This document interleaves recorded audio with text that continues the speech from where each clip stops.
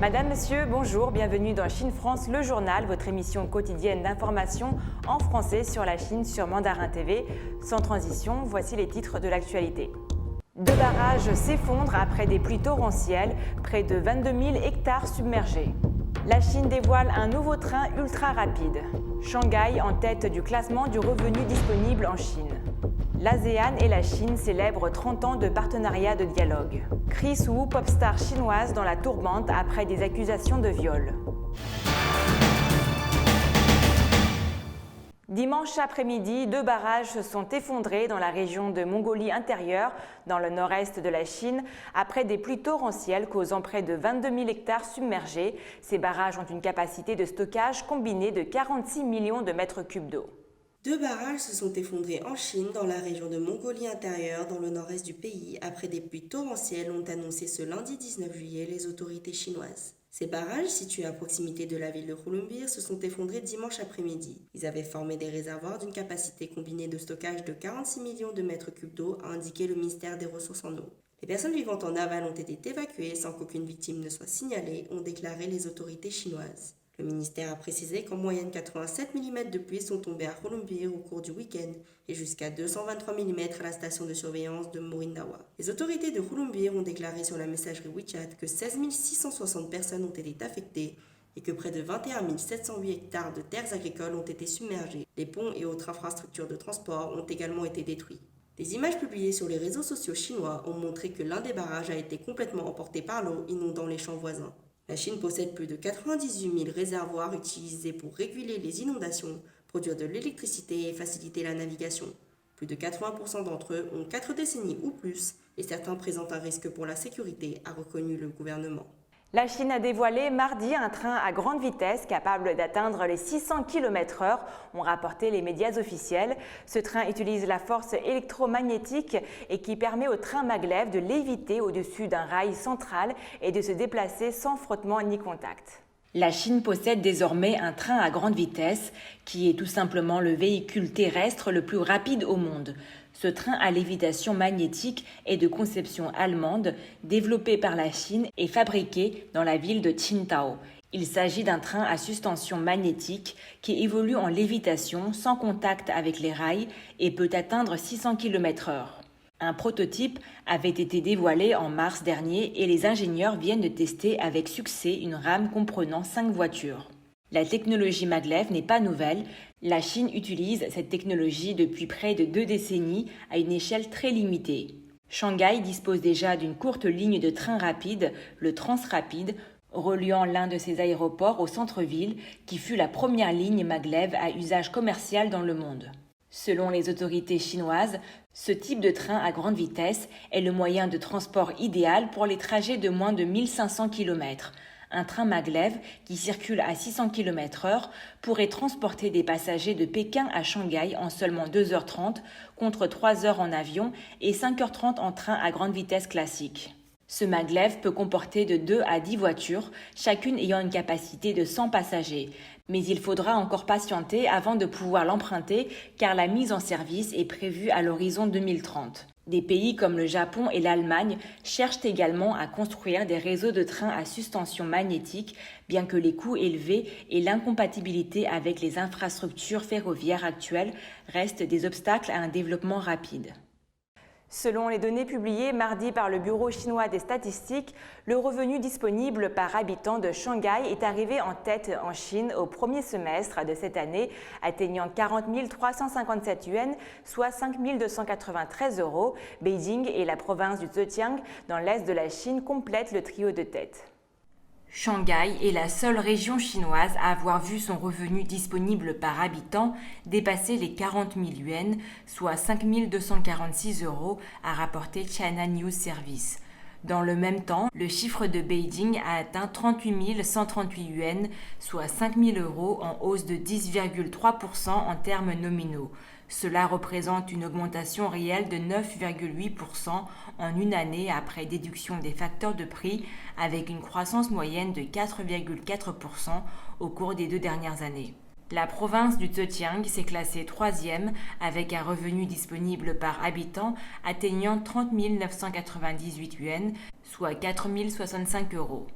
Par ailleurs, 10 régions ont surpassé la moyenne nationale qui s'élevait à 17 642 yuan, soit 2 313 euros au premier semestre, en hausse nominale de 12,6% par rapport à la même période de l'année dernière.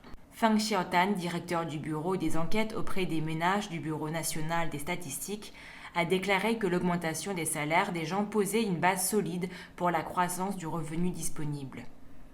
Au cours de la période janvier-juin, les résidents chinois ont gagné 10 104 yuan, soit 1 325 euros de salaire par habitant, en hausse de 12,1% d'une année sur l'autre, avec une augmentation moyenne sur 2 ans de 7,2%.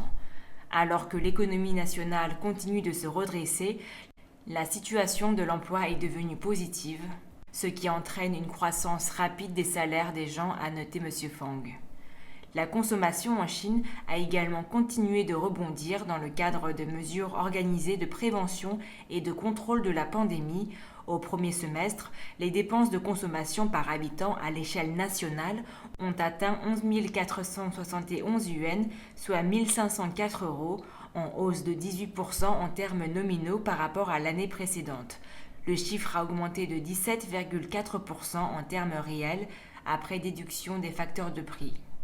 Les 10 membres de l'Association des nations de l'Asie du Sud-Est, ASEAN, et la Chine ont célébré le 19 juillet le 30e anniversaire de leur relation de dialogue.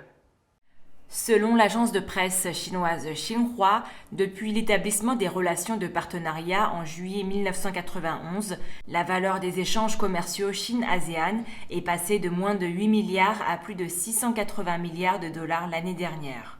Avec une base aussi solide, les deux parties se sont engagées à renforcer la coopération dans tous les secteurs pour ouvrir un nouveau chapitre du développement et de la prospérité commun ASEAN-Chine.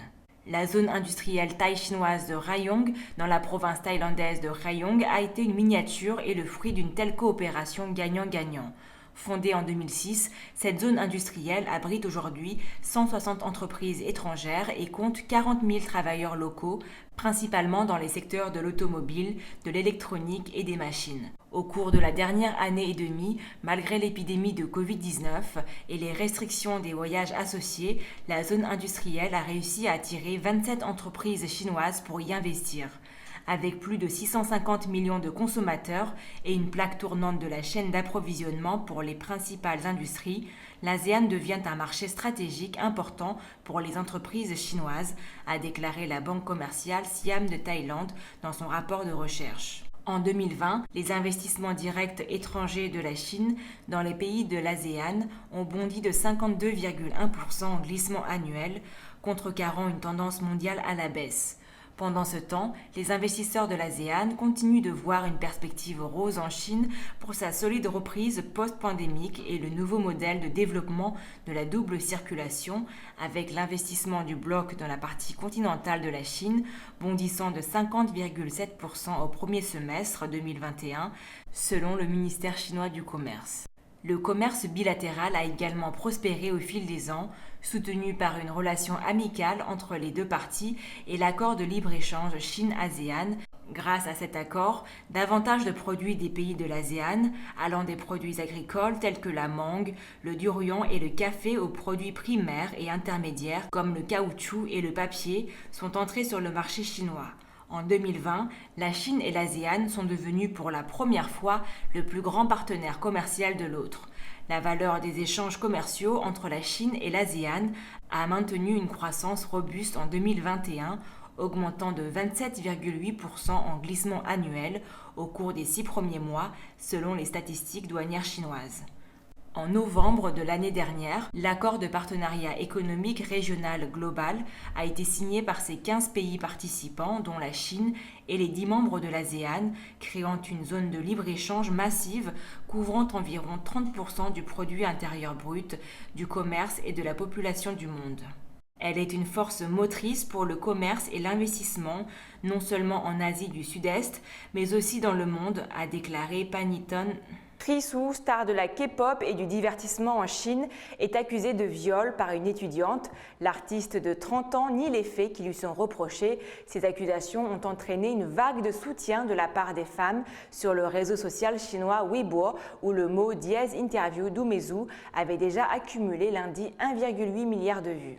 Tremblement de terre au sein du monde de la K-pop. Chris Wu, ex-membre du groupe EXO et désormais véritable star du divertissement en Chine, se retrouve aujourd'hui au centre d'un terrible scandale. Il est accusé de viol par une fan. Ambassadeur de Louis Vuitton, Bulgari, Lancôme ou encore L'Oréal, son visage est omniprésent dans les publicités en Chine. Également connu sous le nom de Wu Yifan, l'homme âgé de 30 ans par ailleurs mannequin, a notamment joué dans le film Valérian et la Cité des 1000 planètes, réalisé par Luc Besson. Selon la jeune femme de 19 ans qui en avait 17 au moment des faits supposés, le chanteur d'origine chinoise et de nationalité canadienne l'aurait invité chez lui sous prétexte de lui faire passer une audition. Puis sur place, il l'aurait finalement invité à boire et l'aurait empêché de partir. La jeune femme a également laissé entendre qu'elle ne serait pas la seule victime. Elle avait donné 24 heures à la star pour quitter le monde du spectacle, mais Chris Wu a vigoureusement contre-attaqué lundi et démenti les accusations de viol dont il fait l'objet. Face à l'ampleur du scandale, Chris Wu a décidé de réagir à travers un communiqué. Sur son compte Weibo, la star a officiellement nié ses accusations et promis que l'affaire n'en restera pas là. Je n'avais pas encore réagi jusqu'à là, car je ne voulais pas interférer dans le processus judiciaire. Néanmoins, mon silence a encouragé les rumeurs à s'amplifier. Je ne peux plus le supporter. Il est encore trop tôt pour connaître les conséquences de cette polémique, mais elle ne semble pas près de s'éteindre. Ce lundi, cette affaire était l'une des plus commentées sur Weibo en Chine, avec des hashtags vus et utilisés des centaines de millions de fois. C'est la fin de votre journal. Merci à tous de nous avoir suivis.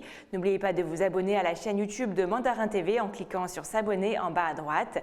Nous vous invitons également à activer la clochette de notification pour ne rien rater. Très belle journée ou très belle soirée à tous sur Mandarin TV.